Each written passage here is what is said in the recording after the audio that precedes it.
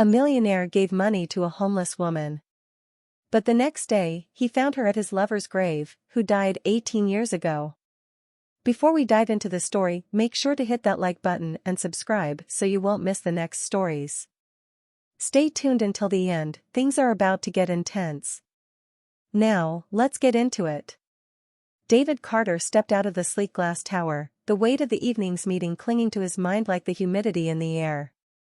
The rain came down in torrents, slanting sideways as the wind whipped through the city streets, painting the pavement with glistening streaks. His driver waited at the curb, the black sedan shining under the wet streetlights, but David paused. He often welcomed the rain, especially on nights like this, when the world outside matched the chaos in his mind.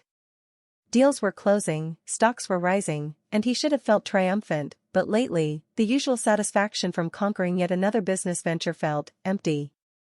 He didn't like to think about why. David tugged his coat collar higher around his neck and stepped toward the car, the heavy thud of raindrops hitting his shoulders like tiny punches. That's when he saw her, just across the street under the awning of a closed shop. A woman, her dark hair plastered to her head, her body curled protectively around the small bundle in her arms. She barely registered his approach at first, but David's gaze caught hers for a brief moment as a car passed, spraying water across the curb. He saw the desperation in her eyes, raw, unshielded. She huddled closer to the wall, trying to shield the baby from the relentless downpour, her wet clothes clinging to her like a second skin. His footsteps slowed. He wasn't the type of man who stopped for strangers. Charity was something he did from a distance, big checks, gala dinners, speeches to crowds. But standing there, watching her clutch that child like her life depended on it, something tugged at him in a way that felt disturbingly personal. She wasn't just another person blending into the background of the city's constant hum. David hesitated, the rain battering down on him as he considered the scene. He had a private jet on standby for his next meeting, a penthouse waiting for him in the heart of the city. And yet, here was this woman, drenched, exhausted, barely holding it together. Without thinking too much, David crossed the street, his shoes splashing through puddles. He stopped just shy of the awning, close enough that she had to look up. Her face was pale under the flickering streetlights, the water dripping from her chin like tears she refused to shed. The baby in her arms whimpered, drawing her focus as she rocked it gently. "Do you need help?" The words were out of his mouth before he had fully considered what he was doing. Her eyes flicked up to him, wide and startled. For a moment, she seemed unsure whether to trust him. Then, with a sigh that seemed to break her spirit just a little more, she nodded. We just need a place for the night," she murmured, her voice raw with fatigue. "Something to get out of the rain." David's hand slipped into his coat pocket. His fingers brushed past the smooth leather of his wallet. "Here," he said, pulling out 3 crisp $100 bills and handing them to her. "Take this. Find somewhere safe for you and your child." Her eyes widened, staring at the money as if it were some kind of illusion. She hesitated, not out of pride but out of disbelief. The wind howled, tugging at her thin coat, and her arms tightened instinctively around the baby. "Are you sure?" she asked softly, her voice trembling. I don't know how to thank you." David shifted uncomfortably, the growing cold sinking into his bones. "Just get somewhere dry," he said, trying to push away the strange feeling of connection that had crept up on him. "Use it to buy what you need." Finally, she took the money, her hands shaking. "Thank you," she whispered, her voice barely audible above the rain. "Thank you so much." For a moment, David stood there, feeling the weight of the encounter sink in. The streets around them were empty except for the occasional car zooming by, indifferent to the scene unfolding in the shadows. His driver honked softly from across the street, reminding him that his world, the world of power and wealth, was just a few steps away. He nodded to the woman, not sure what else to say, and turned back toward his car. As he walked away, he heard her footsteps move in the opposite direction, quick and light as she hurried into the night with her child in her arms. David slipped into the back seat of the sedan, the soft leather wrapping around him in stark contrast to the harsh reality he had just left behind. His driver handed him a towel, and David rubbed the rain from his face and hands, staring out of the window as the city blurred past. Something gnawed at him, though. It was more than just the discomfort of stepping outside his routine. There had been something in the woman's eyes, a mix of gratitude and fear, perhaps even shame, that lingered in his mind, refusing to fade. "Where to, sir?" his driver asked as they pulled away from the curb. David glanced at his phone, at the string of messages waiting for him, board updates, meeting reminders, the usual rush of his life. Yet none of it seemed to matter at that moment. He gave his driver the address of his penthouse but remained silent for the rest of the drive, his mind stuck on the image of that woman and the child she was protecting from a world that seemed intent on beating her down. The morning dawned gray, with clouds heavy and low, clinging to the tops of the buildings like a blanket that refused to let the city breathe. David Carter slipped on his coat, still slightly damp from the night before, and poured himself a black coffee. The bitterness settled in his chest, matching the dull ache he had grown used to over the years. Today would be like every other week. He would visit Laura's grave, lay flowers down like he always did, and tell her the things he never had the chance to say. 18 years. It felt like a lifetime since the accident, but the wound still felt fresh, like it had never fully healed. David didn't let himself dwell on it, though. His life was built on routine, on purpose, and this visit had become as much a part of that routine as breathing. He grabbed the bouquet of lilies from the kitchen counter, his fingers absently brushing over the soft petals. Laura had loved lilies. Simple, elegant, just like her. He never brought anything else. It seemed wrong somehow, like a betrayal of her memory. The drive to the cemetery was quiet, the sound of tires on wet pavement the only thing that broke the silence.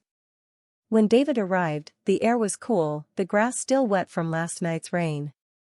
He stepped out of the car, the gravel crunching under his shoes as he walked down the familiar path toward Laura's resting place. But this time, something was different. As David approached, he noticed a figure already at the gravesite. A woman, kneeling in front of the headstone, her shoulders hunched as though the weight of the world had collapsed on top of her. His breath caught in his chest as he realized who it was: Sarah. The woman from last night. The coincidence was too strange. His footsteps faltered as his mind raced to make sense of what he was seeing. How could this woman, a stranger he'd helped only hours ago, be here, at Laura's grave? David stood a few feet away, watching her. She didn't seem to notice him at first, her head bowed, her body shaking slightly, as if she were crying. The baby wasn't with her this time. "Excuse me," David said, his voice firm but not unkind. Sarah jumped, startled, and quickly wiped at her face with the sleeve of her jacket. When she looked up at him, her eyes were red, her expression a mix of surprise and guilt, like she'd been caught somewhere she wasn't supposed to be. "I'm sorry," she whispered, standing up on unsteady legs. "I didn't mean to intrude." David's mind was a whirlwind of confusion. What was she doing here? Why was she at Laura's grave? He hadn't said anything to her last night that would have led her here. "You were outside the restaurant last night," he said slowly, his voice measured. "And now you're here. What are you doing at this grave?" Sarah glanced down at the headstone, her expression softening into something David couldn't quite place. "I didn't know," she began, her voice trembling. "I didn't know how to tell you." "Tell me what?" David's tone sharpened, the frustration creeping into his words. For a moment, she hesitated, her eyes filled with something deeper than he'd seen the night before. Then, with a deep breath, she spoke words that made the ground shift beneath his feet. "She was my mother." The world seemed to tilt. David felt his pulse hammering in his ears as the enormity of what she was saying sank in. Laura? Her mother? It didn't make any sense. "That's impossible," he said, shaking his head, trying to steady himself. "Laura never had a child. She would have told me." Sarah looked away, her eyes downcast, as if she expected this reaction. "I didn't know either," she said quietly. "Not until recently. I was raised in foster care." I never knew my real parents, not until I started searching for them a few months ago. When I found out, I had to come. David stared at her, his mind struggling to catch up. Foster care? Laura's daughter? None of this fit with the woman he'd known. Laura had never once mentioned having a child, never hinted at it. They had planned a future together, talked about what their lives would look like. She wouldn't have kept something like this from him. "You're saying Laura gave you up?" he asked, his voice barely above a whisper. "And never told anyone?" Sarah nodded, her expression pained. She died before I ever had a chance to meet her. I found her through adoption records, but by then, it was too late." David's chest tightened, his mind flashing back to that day. The accident. The phone call. It had been so sudden, so final. He had never gotten the answers he needed, never had the chance to say goodbye properly. And now, standing in front of him was this woman, claiming to be Laura's daughter, a daughter she had kept hidden from him. The weight of it all hit him hard. The years of grief, of longing for something he could never have back, now tainted with the realization that there had been a secret all along. A life Laura had kept from him. And Sarah, a child he hadn't known existed. "I don't understand," David said, his voice hollow. "Why wouldn't she tell me?" Sarah's eyes glistened with unshed tears. "I don't know. Maybe she thought she was protecting you. Maybe she didn't know how to tell you."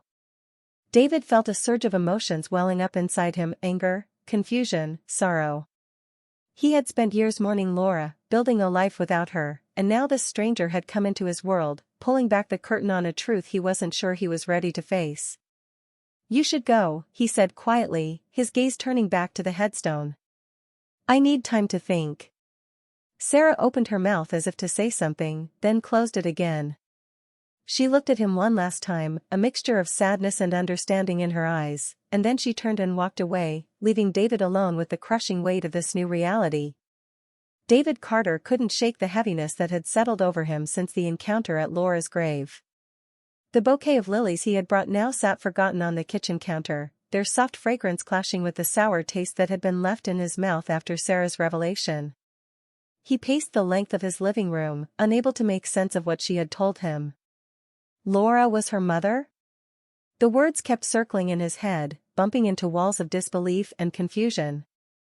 18 years he had mourned her, thinking he knew everything about her life, about their life. Yet, there had been a secret buried along with her, one he never could have imagined. How could Laura have hidden something so monumental? David grabbed his phone and scrolled through his contacts, his finger hovering over the name of his longtime friend and lawyer, Paul Dennison. Paul had handled all of Laura's affairs after she died, the estate, the legalities, everything. If anyone would have known, if anyone could verify whether this wild story had any basis, it would be Paul. But before he could press the button, he stopped himself. He needed to hear more from Sarah first. There were too many gaps, too much left unsaid. She'd given him the basic outline, a childhood in foster care, a recent discovery, but David needed details. He needed to know why. Why had Laura kept this from him? Why hadn't Sarah come to him sooner? He sat down, his hands resting on his knees, tension radiating through his body. As much as he wanted answers, he wasn't sure he was ready for them. The next day, David found himself at the same cafe where he'd met with countless business associates, lawyers, and clients over the years. But this time, the meeting felt different. It wasn't about numbers or contracts. It was about piecing together a truth that could upend everything he thought he knew. Sarah arrived a few minutes late, her face pale and drawn, but there was a quiet strength in her as she approached. She held the baby, who was tucked into a stroller, close to her, as if grounding herself in the presence of her son. She slid into the seat across from David, her eyes avoiding his for a moment before she spoke. "I know this is a lot to take in," she said softly, glancing briefly at the baby before looking back at him. "I didn't expect to find you so soon. I only learned about Laura a few months ago." David leaned back, trying to keep his emotions in check. He had rehearsed this conversation in his mind a dozen times since yesterday, but nothing had prepared him for the reality of it. I'm going to need you to explain how all of this is possible. Laura never told me about you. Not once. I don't know why she didn't tell you, Sarah said, her voice steady but lined with sadness. I don't know why she made that choice. But I wasn't raised by her. I was put into foster care when I was just a few months old. I didn't even know who my biological parents were until recently. David felt his breath hitch at the mention of foster care. He had imagined Laura as many things, strong, stubborn, independent, but abandoning her child? That didn't fit. It clashed against the image he'd held onto for nearly 2 decades. You grew up in the system? David asked, his tone gentler now, more curious than accusatory. Sarah nodded. For as long as I can remember. I was bounced around from home to home until I was about 10. Then, I finally got placed with a family that kept me until I aged out. She paused for a moment, glancing at the stroller as her baby gurgled softly. The noise seemed to calm her, as if it reminded her of what she was fighting for. When I turned 18, I started digging. I wanted to know where I came from, who my parents were. I had no information, just my birth certificate with no father listed and a mother's name, Laura Grayson. David's breath caught in his throat. Grayson. Laura had used that name for a brief time before they met, before she took his name when they were engaged. It was another small piece that clicked into place, but it only made the mystery more tangled. Sarah continued. I searched through records, and it wasn't easy. There wasn't much about her. It took years before I found her grave and came to New York. I didn't know what I would find, but I had to come. David sat silently, absorbing it all. Laura had been secretive, especially about her past. They had never spoken much about the years before they met, and he had respected her privacy. But now, he wished he had asked more questions, pushed her for more answers. She never told me anything about you, David said, more to himself than to Sarah. We were planning a life together. She would have told me if she had a daughter. It doesn't make sense. I wish I had more answers, Sarah replied, her eyes locking onto his. I don't know what happened between you two or why she kept me hidden. I don't know if she planned to ever tell me the truth about you, either. But I do know one thing, she loved you. David's heart clenched at the words. He wanted to believe that, wanted to hold on to the image of Laura as the woman who had loved him deeply, who would never have kept something like this from him. But doubts were creeping in, and they were relentless. Why now? He asked, his voice raw with emotion. Why are you here now? Sarah sighed. I didn't come looking for anything from you. I just wanted to understand who she was. I needed to know where I came from. And when I found out she was buried here, in New York, I thought maybe I'd find answers at her grave. David swallowed hard, the enormity of it all pressing down on him. He wasn't sure what to do with this information. A daughter. A child Laura had kept from him. His thoughts turned to the baby sleeping in the stroller. That child, his grandchild, possibly. And him? David asked, his eyes on the baby. Is he? Sarah smiled softly, her hand brushing over the baby's cheek. His name is Ethan. He's my son. And if everything I've pieced together is true, that would make him your grandson. The word hung in the air between them, heavy with meaning. David felt a sudden tightness in his chest. He had spent so many years wrapped in his grief, lost in his own isolation, never imagining that he could have family out there, that Laura had left something behind. I don't know what to say, he admitted quietly, his gaze fixed on Ethan, who blinked up at him with wide, curious eyes. You don't have to say anything, Sarah replied, her voice soft but firm. I'm not asking for anything. I just thought you deserved to know the truth. David sat at his kitchen table, a single light casting a dull glow over the room. In front of him lay a pile of boxes he hadn't touched in years, Laura's old things. They had been stored away after her death, too painful to sift through back then. He never thought he would need to. But now, with Sarah's revelation still swirling in his mind, he felt an urgency to dig into the past. Laura's life had always been private. She shared what she wanted, leaving parts of herself cloaked in mystery. David had accepted that because he loved her. But now, those silences felt like omissions, deliberate choices to keep him in the dark. As he sifted through the worn boxes, each object felt like a puzzle piece he couldn't quite fit together. There had to be something here, something that would explain why she had kept such a monumental secret from him. He opened an old journal, one he remembered seeing her write in on quiet Sunday mornings. The pages were filled with daily musings, trivial things like the weather or what they had eaten for dinner. But there were gaps, whole months where no entries were made. It didn't seem like her. Laura had been consistent, methodical. If she was keeping something secret, maybe those gaps held the key. As David reached the bottom of the box, his fingers brushed against an envelope. It was tucked between two books, nearly hidden. The paper was worn, the edges frayed as if it had been handled too many times. His pulse quickened as he carefully slid the letter out. It wasn't in Laura's handwriting. The bold, precise lettering struck him immediately, the ink faded but still legible. It was addressed to Laura. Laura. I don't know if this letter will ever find its way to you, but I need to answer what you asked. I've been thinking about it for weeks now, and I'm still not sure if I have the right answer. Should you tell him? Maybe. Maybe not. You've always known your own heart, and whatever you decide, I'll understand. But keeping this secret. It's going to eat at you. You're strong, but secrets have a way of doing that. Especially when it involves a child. David's breath caught as he read the words, his mind racing. The letter didn't have a signature, no name to tie it to. But it was clear enough.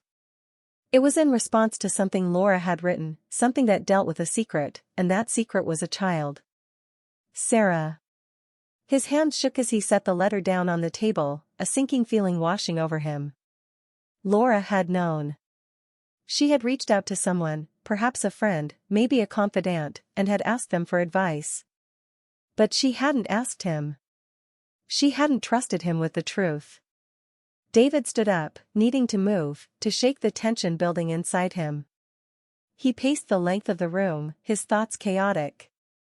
There had always been pieces of Laura's past she refused to talk about. He'd chalked it up to trauma, or just her need for privacy.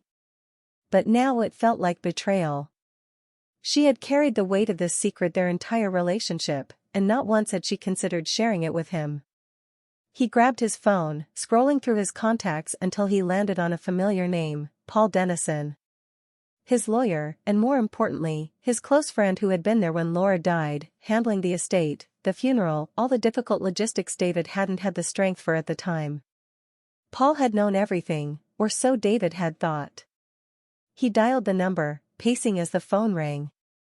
David, Paul's voice came through, cheerful but with an undercurrent of concern. It's been a while. What's going on? I need to ask you something, David said, his voice tight. It's about Laura. There was a brief silence on the other end, then Paul's tone shifted, more serious. Laura? David, it's been almost 2 decades. What's this about? David stopped pacing, the tension in his chest pushing his words out faster than he meant. I found something.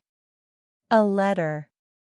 I need to know if you knew anything about Laura having a child. Another pause, but this one was longer, waited. A child? Paul repeated slowly. David, what are you talking about? David clenched the phone tighter. I'm talking about a woman named Sarah who claims to be Laura's daughter. I didn't believe her at first, but now. I found a letter.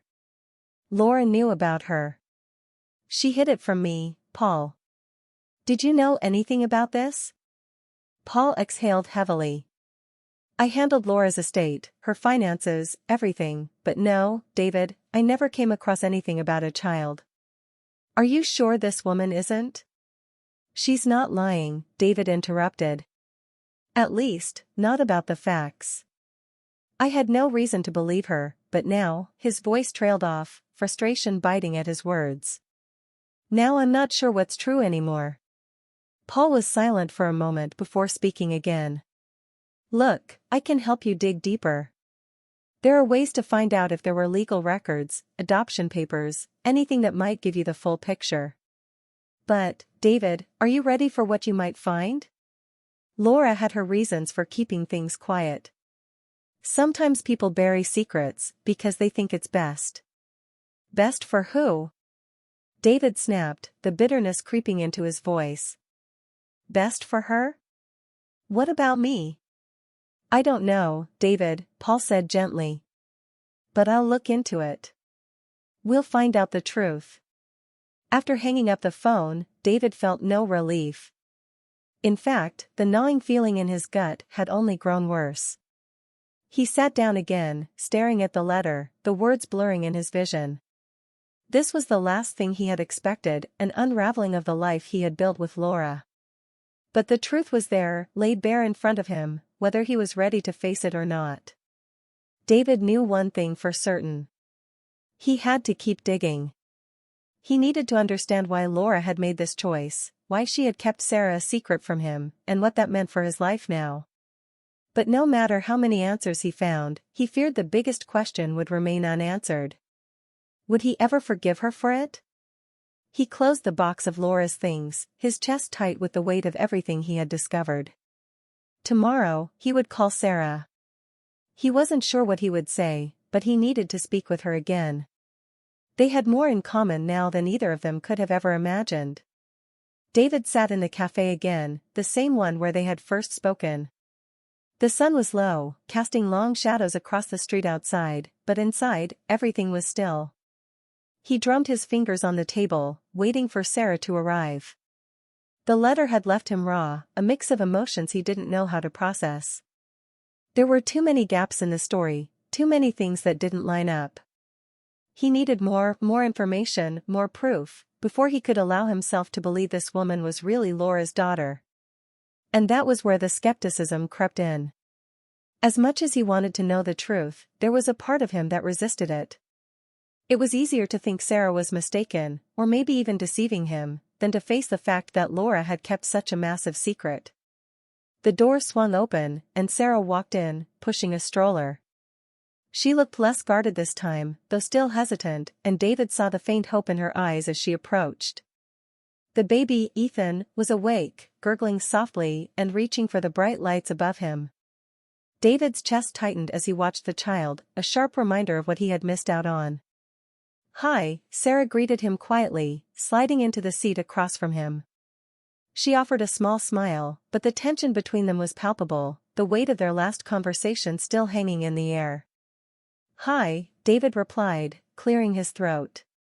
He glanced at Ethan, who was watching him now with wide, curious eyes. "How's he doing?" "Good," Sarah said, brushing her fingers gently through Ethan's soft hair. "He's a handful, but a happy one." She smiled down at her son, her expression softening. For a moment, neither of them spoke. David wasn't sure where to start. There was so much he wanted to ask, but none of the questions seemed appropriate. Finally, he forced himself to speak. "I've been thinking about what you told me," he began carefully, watching her reaction. "And I need to know more. You said you didn't know Laura was your mother until recently.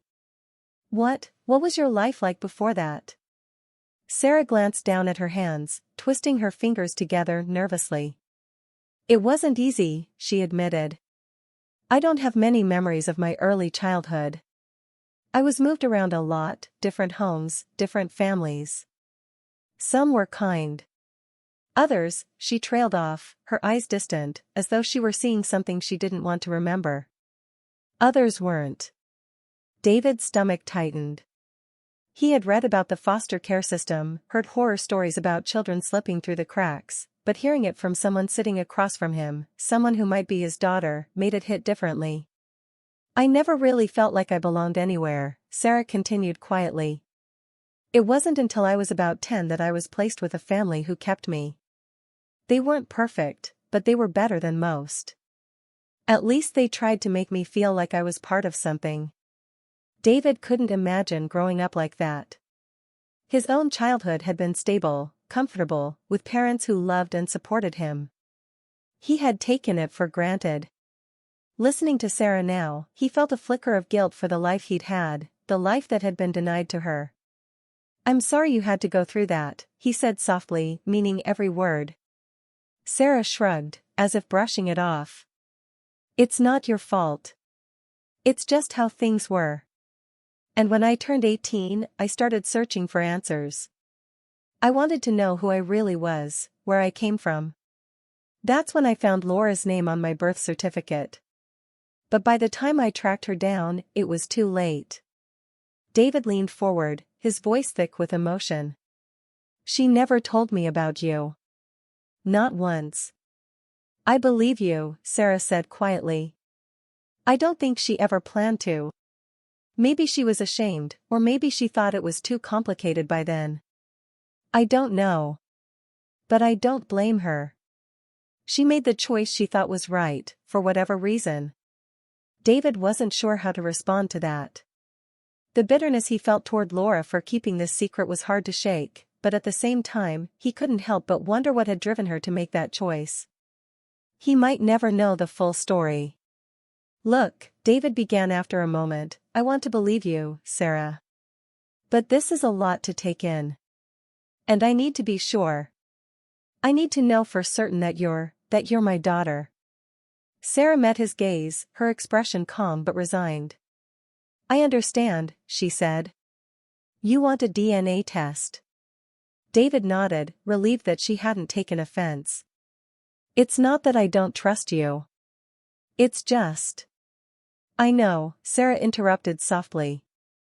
"You need proof. I would too, if I were in your shoes."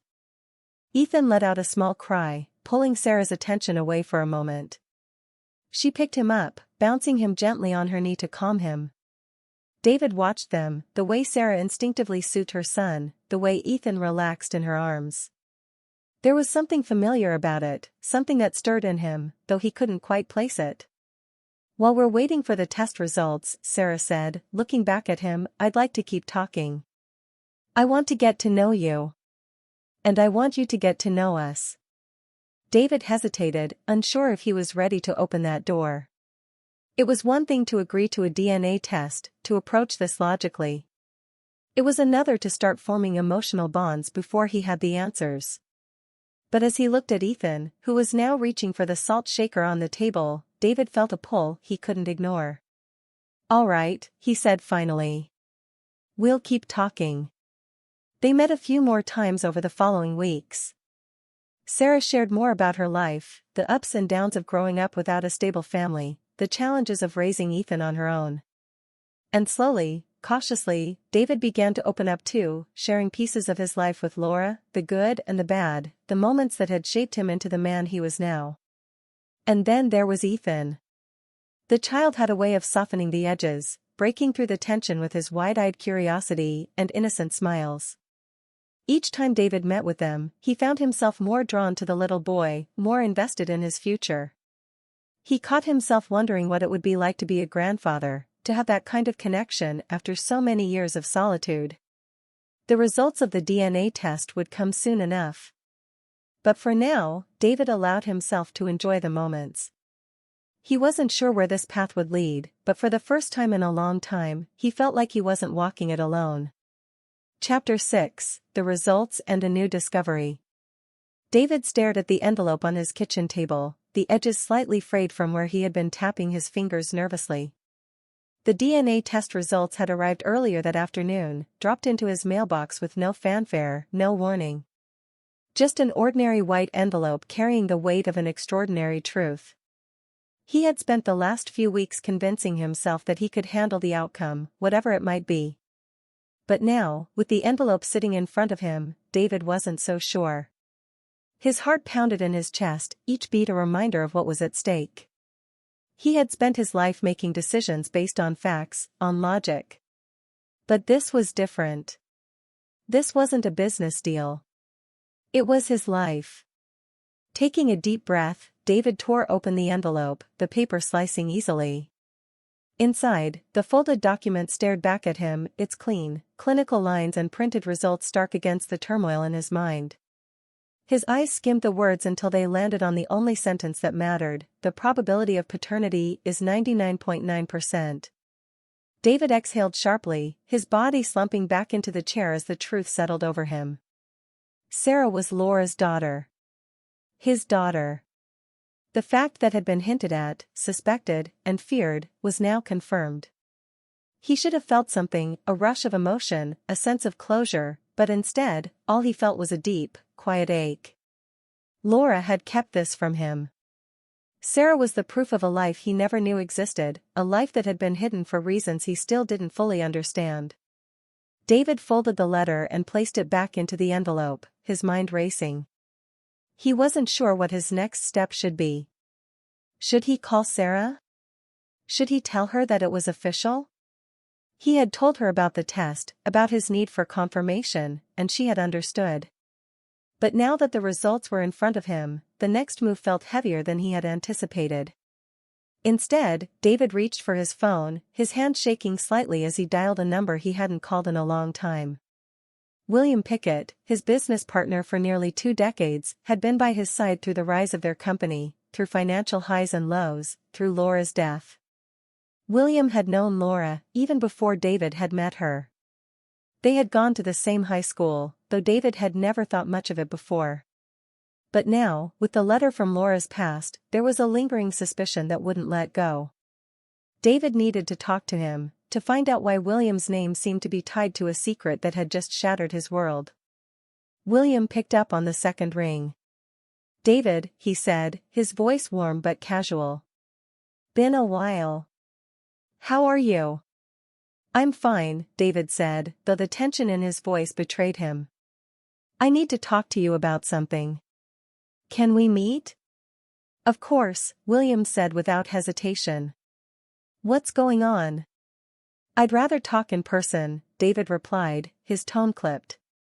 "Come by the office when you can. Today." There was a brief pause, then William agreed. "I'll be there in an hour." David hung up, his mind swirling with questions. He had no idea what William knew or didn't know, but the letter. The letter was what had set everything into motion. And David was done with secrets. An hour later, David sat behind his desk, watching the door as William walked in. His partner looked relaxed, a hint of concern on his face as he approached the chair across from David. They had been friends for years, worked side by side building the company into the empire it was today. But today, there was a distance between them that David hadn't felt before. "What's this about?" William asked, settling into the chair. David didn't waste time. He pulled out the letter, the one he had found hidden among Laura's things, and slid it across the desk. "Do you recognize this?"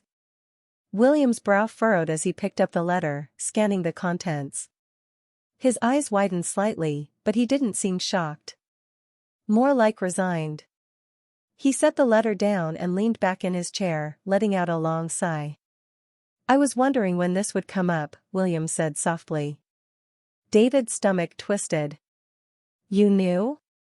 William met his eyes, his expression unreadable. "Yes. I knew about Sarah." The words hit David like a punch to the gut. He had hoped, foolishly, perhaps, that William would deny it, that this was all some mistake. But there was no denying the truth now. "How long have you known?" David's voice was sharp, each word laced with betrayal. "I've known since before you and Laura got engaged," William admitted, his tone careful. "She confided in me back then. She didn't know what to do, David. She didn't know if she should tell you." David stood up abruptly, his anger boiling over. "And you didn't think I deserved to know? That I had a right to decide for myself?" William held up his hands, a gesture of defense. "It wasn't my secret to tell. Laura came to me for advice, but it was her decision. She was terrified of losing you. You were at the peak of your career, building the company. She didn't want to burden you with a child, especially one you didn't know existed. Burden me? David spat the words, incredulous. She was my fiancée. We were supposed to share everything. How could she think keeping something like that from me was the right choice? I'm not saying it was right, William said, his voice steady but calm. But that's what she thought. She was scared. She thought it would ruin everything you'd built together. David paced behind his desk, running his hands through his hair in frustration. He had spent years mourning Laura, years building a life without her. And all the while, William had known the truth and said nothing. You should have told me, David said, his voice quieter now, filled with a deep sense of betrayal. You were my friend. I was her friend too, William replied, his tone gentle. I didn't agree with her decision, but I respected it. And when she died, well, I thought it was too late. What good would it have done to tell you then? David sank back into his chair, the weight of it all pressing down on him. He had thought he knew Laura, thought he understood the life they had shared. But this changed everything. There's a child, William, David said, his voice thick with emotion. A daughter. Sarah. William looked down at the letter, his expression somber. I know. Laura mentioned her once. I just didn't know where she was or if she'd ever find you. David shook his head, his heart aching. She found me. And now I don't know what to do. William stood, placing a hand on David's shoulder. You'll figure it out, David. You always do. But as William left, David wasn't sure if that was true. This time, the truth had come at a cost, and he wasn't sure how to pay it. David sat in his office, the faint hum of the city beyond the windows blending into the background. He stared at the stack of paperwork on his desk, but his mind was miles away. The DNA results had confirmed Sarah was his daughter, and the revelation still weighed heavily on him, a strange mix of emotions he hadn't quite learned to manage. But amidst the confusion and the awkward beginnings of their relationship, something else had started to unfold, a feeling of connection, not just to Sarah, but to Ethan, her son. His grandson. He hadn't expected it to happen so quickly. Every time they met, he found himself more drawn to the little boy's curious gaze, his soft laughter, and his way of reaching out for David's hand like it was the most natural thing in the world. There was something grounding about Ethan, something pure. He had come to represent the future, a clean slate amidst the mess of the past. Just as David had begun to settle into the idea of being part of their lives, the phone call came. It was Sarah, her voice tight with tension, laced with fear. David, I need your help. His gut twisted as she explained the situation. A social worker had come by for a routine check, and there were concerns. Sarah had struggled financially for years, working small jobs and scraping by. Now, it seemed that her ability to care for Ethan was being questioned by the foster system. They were threatening to investigate further, to look into Ethan's living conditions and her financial situation. The possibility of losing custody loomed large, and it was clear she didn't have the resources to fight back. I don't know what to do, she said quietly, her voice cracking. I can't lose him, David. He's all I have. David could hear the panic in her voice, the desperation, and it shook him. He had built his entire life on control, on being able to handle whatever challenge came his way. But this was different. This was family, and it wasn't something he could simply fix with a business deal or a quick solution. You won't lose him, he said, though the words felt heavier than he intended. We'll figure this out. When he hung up, David's mind raced. He knew what needed to be done, but it was a decision that required more than just stepping in with money or influence. If he helped Sarah financially, it would be more than just offering assistance. It would mean taking an active role in her life, and in Ethan's. It would mean commitment. The thought unsettled him. For so long, his life had been about maintaining boundaries, about controlling the flow of his personal world. Even with Sarah, he had been cautious, testing the waters, keeping a certain distance as he tried to navigate what it meant to be a father to a woman who had grown up without him. But now, if he stepped in, those walls would have to come down.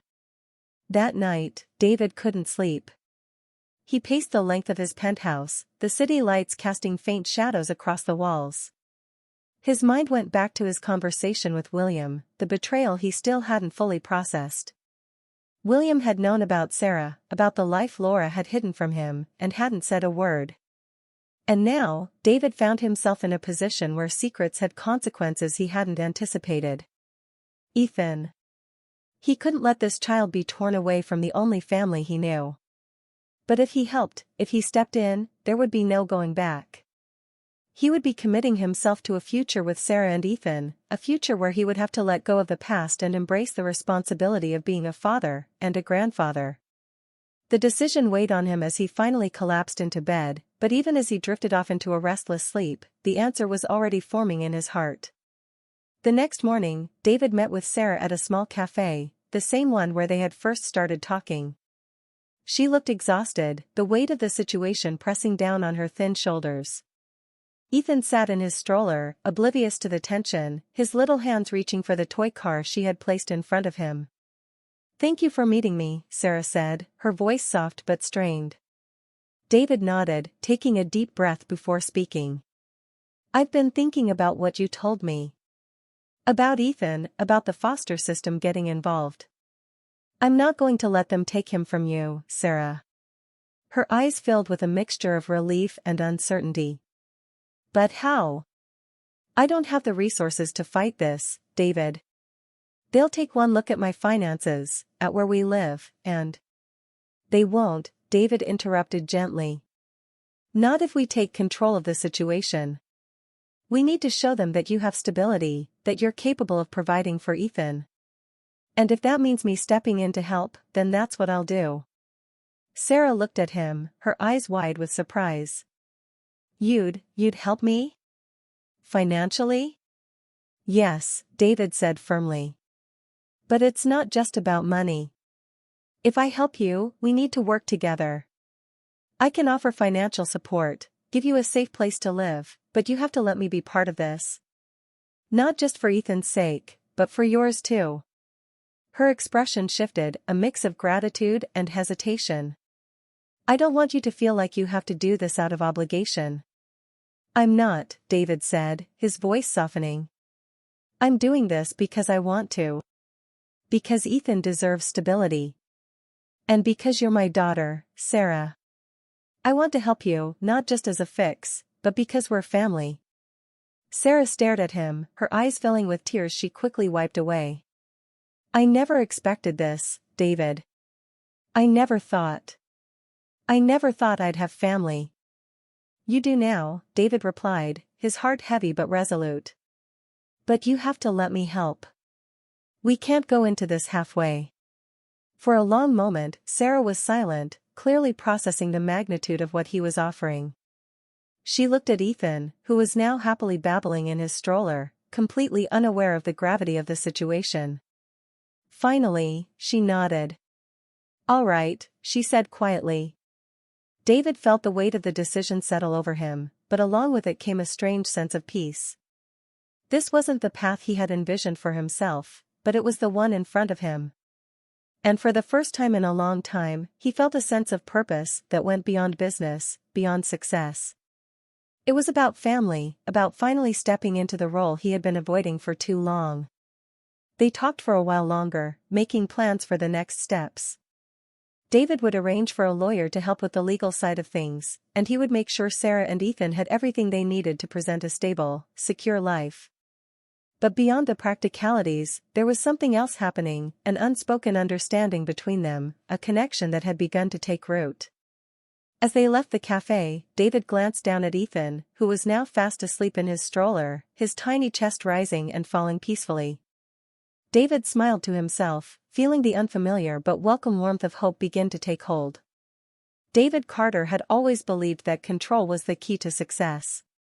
In business, it was simple: make the right moves, predict the market, stay ahead of competitors.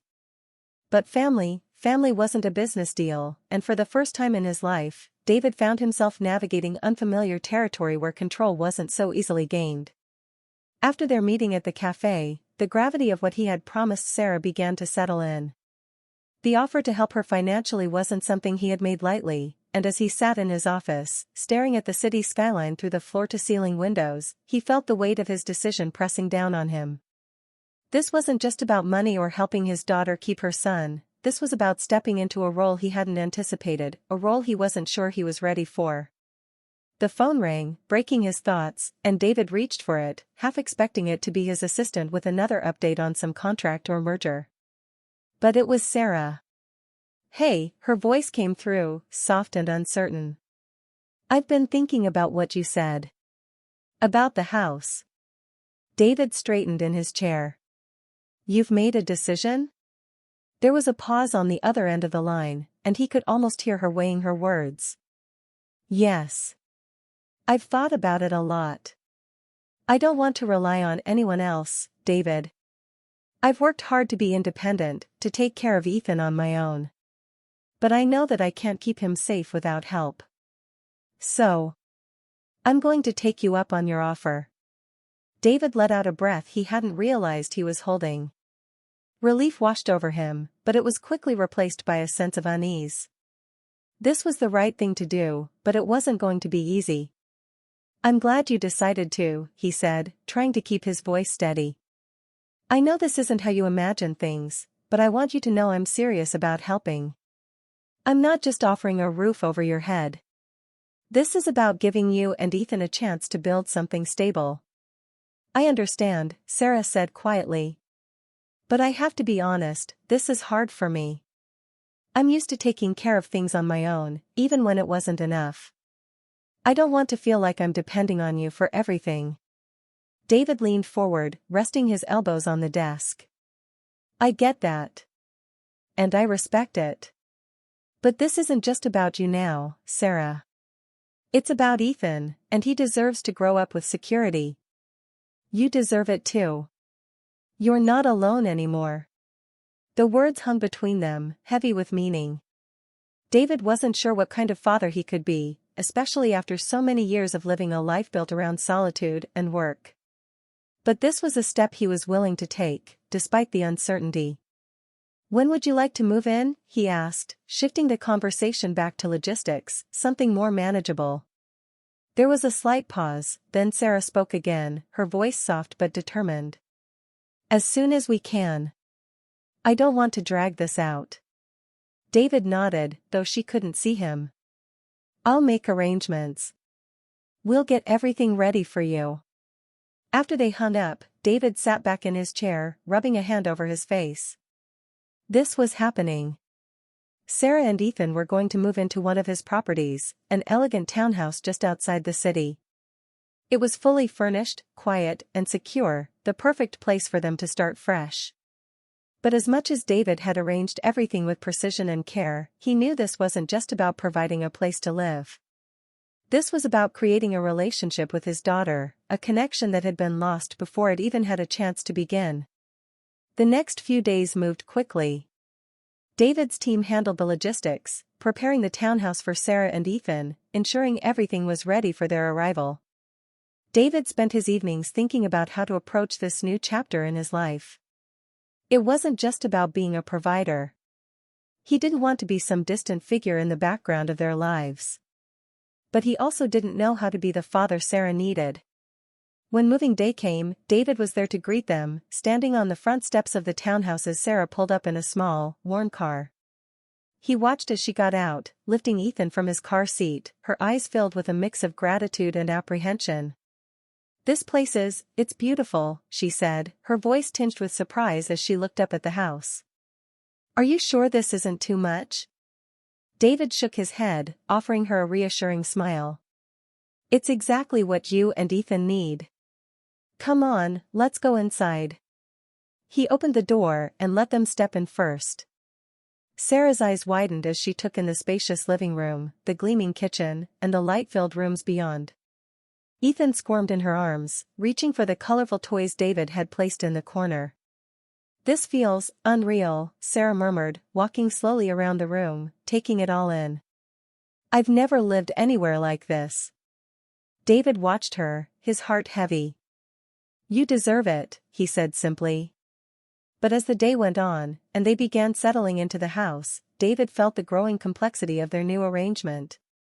Sarah was independent, stubborn even, and while she had accepted his help, there was a distance between them, a wall she kept up. And David couldn't blame her. Trust wasn't something you could rebuild overnight. Especially when it was trust that had been broken by someone who should have been there from the start. Later that evening, as the sun dipped below the horizon and the house fell into a quiet calm, David sat in the kitchen, watching Sarah feed Ethan. She was patient with him, her voice soothing as she coaxed the little boy to finish his meal. David felt a surge of emotion, a strange mix of pride and regret. He hadn't been there to see her grow into this role, hadn't been there to help when she needed it most. But he was here now.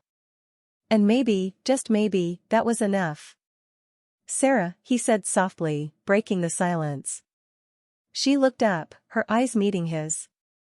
I want you to know that this, he gestured to the house, to Ethan, this isn't temporary. I'm committed to being here for you. For both of you. Whatever that looks like. Sarah studied him for a moment, her expression unreadable. Then, slowly, she nodded. I appreciate that, David. I do. It's just going to take time. I know, David replied. I'm not expecting everything to fall into place right away. But I'm here. I want you to know that. A small smile tugged at the corner of her mouth, and for the first time, David saw a flicker of hope in her eyes. Thank you, she said softly, her voice filled with more emotion than he expected. I think we'll be okay. The first few weeks in the new house had been a whirlwind of adjustments, both for Sarah and for David. Ethan seemed to adapt the quickest, exploring the spacious rooms with wide-eyed curiosity, his laughter echoing through the halls as he chased after toys or babbled happily in his stroller during their walks. For Sarah, however, the transition wasn't as smooth. She was grateful, she had to be, she reminded herself, but there was an undercurrent of tension between her and David that grew stronger with every passing day. It wasn't that David wasn't trying. He was. But Sarah couldn't ignore the way he hovered, his need to control the situation, to handle everything. The independence she had fought for over the years seemed to chafe against his well-meaning but suffocating involvement. Every time he made a decision for her, whether it was about the house, the bills, or Ethan, Sarah felt the edges of her patience fray. One evening, after Ethan had fallen asleep, Sarah found David in the kitchen, going over some paperwork spread across the counter. His brow was furrowed in concentration, his pen scratching across the pages with precision. What's all this? She asked, trying to keep her tone light as she walked in, wiping her hands on a dish towel. David didn't look up at first, still focused on the papers in front of him. Just some things I've been reviewing for you, he said, his voice distracted. I called the utility companies and made sure the bills are transferred to me. You don't have to worry about that anymore. And I'm setting up an account for Ethan's future education expenses. We should start saving early. Sarah's stomach clenched. David, she said slowly, you didn't need to do that without asking me. He finally looked up, confusion flickering in his eyes. I was just trying to make things easier for you. I get that, Sarah said, trying to keep the frustration from bubbling over. But this is my life, my son. I need to be involved in these decisions. You can't just do things without telling me. David frowned, clearly not understanding her reaction. I'm helping you, Sarah. You said you needed stability. This is how we create it. She shook her head, feeling the old familiar sting of being controlled, of being treated like she wasn't capable of managing her own life. It doesn't feel like help when you're making all the decisions for me. I didn't ask you to handle everything. David sighed, rubbing a hand over his face. You're right. I didn't mean to overstep, but you have to understand that I've spent my whole life managing things, fixing problems. This is how I know to help. I'm not one of your problems to fix, Sarah said, her voice harder now. I'm your daughter, not your employee. The tension in the room thickened as they stared at each other, both of them struggling to find common ground. The distance that had always been between them now felt like a chasm, widening with every word. Sarah could feel the familiar walls she had built around herself rising higher, her instinct to push back against any kind of control kicking in. Sarah, I'm not trying to control you, David said, his tone softening. I just want to make sure you and Ethan are okay. And I appreciate that, but I've been taking care of us for years, Sarah said, her voice shaking with emotion. I don't need someone swooping in and telling me how to run my life. That's what the foster system did, decided everything for me, made me feel like I had no say in anything. I won't go through that again. David's face hardened, and for the first time, she saw a flicker of frustration in his eyes. This isn't the foster system, Sarah. I'm your father. I'm trying to do what's best for you. What's best for me? Sarah's voice rose, the anger she had tried to suppress now boiling over. You don't even know me. You're trying to make up for lost time by controlling everything around you, but it doesn't work that way. David flinched at her words, the sharpness of them cutting through the air. For a moment, the silence between them was suffocating, thick with everything that hadn't been said since they had started this strange new relationship. You think I'm trying to control you? David said quietly, his voice tight. I've spent years wishing I had known you, wishing I could have been there for you. I'm trying to make up for that. But if that's how you see it. Sarah's chest tightened with guilt at the look on his face, but she couldn't back down now. You're not making up for it by taking over. I need to make decisions for Ethan, for myself. I don't want to feel like I'm being managed. I won't let that happen again. David stood up from the table, his jaw tight as he gathered the papers. Fine, he said curtly. You want control? You've got it. I'll back off. But don't expect me to stand by and watch if things start falling apart. His words stung, and Sarah felt the familiar ache of being misunderstood. She didn't want things to fall apart. She wanted to build something better, for Ethan, for herself. But David's way of stepping in, of taking over, only made her feel small, like she couldn't handle it on her own. Before she could respond, David's phone buzzed on the counter. He glanced at the screen, and his expression darkened. Without a word, he stepped into the next room to take the call. Sarah stood there, the weight of the argument still heavy in the air, and exhaled slowly, trying to calm her racing thoughts. She hadn't meant for things to escalate like this, but David's need to control everything was suffocating. She didn't know how to make him see that his way of helping wasn't helping at all. A few minutes later, David returned, his face pale, the tension now laced with something darker. He set his phone down on the counter, his eyes hard as he looked at her. That was my lawyer, he said, his voice clipped. It seems there's another issue we need to deal with. Sarah frowned, still reeling from their argument. What now? Laura's estate, David said, his jaw tightening as he spoke. Legally, you could claim part of it. As her daughter, you have a right to her assets. It's something we'll have to address, and it's going to complicate things. Sarah blinked, her frustration momentarily overshadowed by confusion. What do you mean? I don't want anything from her estate. I didn't even know her. It doesn't matter what you want, David said, his voice laced with bitterness. It's what the law says. You're her next of kin. And now we have to deal with that, on top of everything else. Sarah felt the weight of his words, the complicated layers of their relationship growing even more tangled. This wasn't what she had wanted. She hadn't come into David's life to claim anything, to stir up legal battles over Laura's estate. All she had wanted was to find some sense of belonging, for Ethan to have a family. But now, it seemed like everything was slipping out of her control. David, I don't care about her estate, Sarah said quietly, her voice heavy with frustration and exhaustion. I just want to figure out how we move forward. David's expression softened slightly, but the tension between them remained. I know, he said, his voice low. But this complicates everything. We're going to have to figure it out, Sarah. Together. David stood in his study, gazing out the large window at the city below, his reflection merging with the lights of the skyline. The weight of his conversation with Sarah lingered heavily in his chest.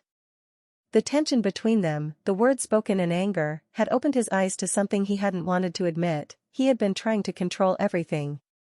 The urge to fix things, to manage, to protect, it was all he knew. But Sarah wasn't a problem to solve. She was a person, his daughter, and she had spent her life making decisions on her own. It wasn't his place to take over now, not when the only thing she really needed was someone to stand beside her, not in front of her. With a heavy sigh, David pushed himself away from the window and sat down at his desk, his hands resting on a stack of papers he hadn't touched since their argument. There had been too many distractions, financial arrangements, legal matters, logistics. He had let those take over, thinking they would somehow build a bridge between him and Sarah. But they hadn't. He thought about Ethan, the small boy who was just beginning to understand the world around him, so innocent in his trust. And then he thought of Sarah, who had built walls around herself, forged by years of navigating the foster system, surviving on her own. If he was going to be part of their lives, he had to stop trying to bulldoze through those walls. David leaned back in his chair, his eyes closing briefly as the realization settled over him. It was time to let go of his need for control. If he truly wanted to build something with Sarah and Ethan, he had to approach this differently. It wasn't easy for him to admit, letting go wasn't in his nature, but for the first time, David saw clearly what was at stake. He wasn't just at risk of losing his chance to help Sarah gain custody of Ethan. He was at risk of losing the chance to have a family. A real family, not the idealized version he'd always imagined. With renewed determination, David grabbed his keys and headed for the door. There was something he needed to do. Sarah sat at the kitchen table, staring down at the cup of coffee she had barely touched. Ethan was napping in the next room, and the quiet of the house felt suffocating. Since their argument, she had been wrestling with her emotions, relief that she had stood her ground, but also a deep uncertainty about what came next. David's offer to help had been overwhelming, but part of her knew he had meant well. She just hadn't expected it to feel so much like the foster system, being told what to do, how to live, without having any real control. It had stirred up old wounds, ones she thought she had buried long ago. But she didn't want to shut David out. Not completely. There was a part of her that longed for the connection, the family she had never had.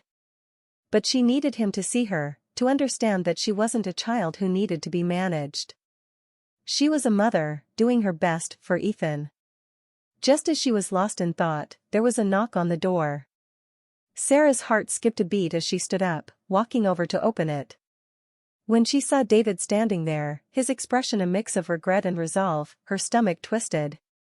"Can I come in?" he asked, his voice gentle. Sarah nodded, stepping aside to let him enter. He walked into the living room, glancing around the space, before turning to face her. "I owe you an apology," David said, his voice quiet but sincere.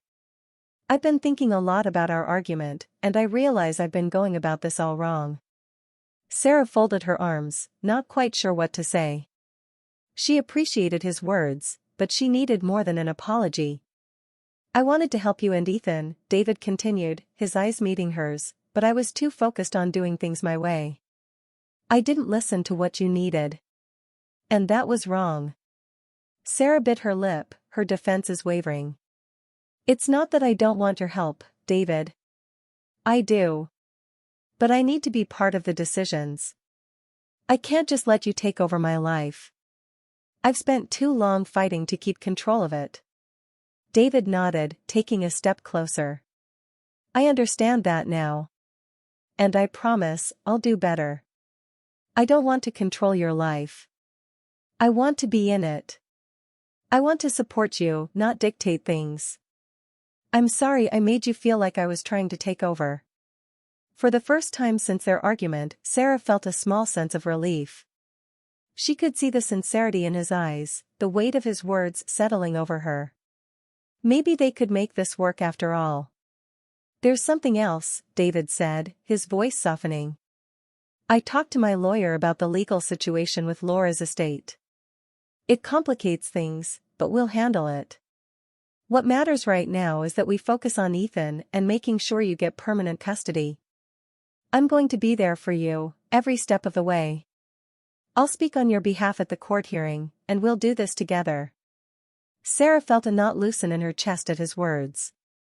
She had been so afraid of what the court hearing would bring, afraid of losing Ethan, afraid of fighting a system that had never been on her side.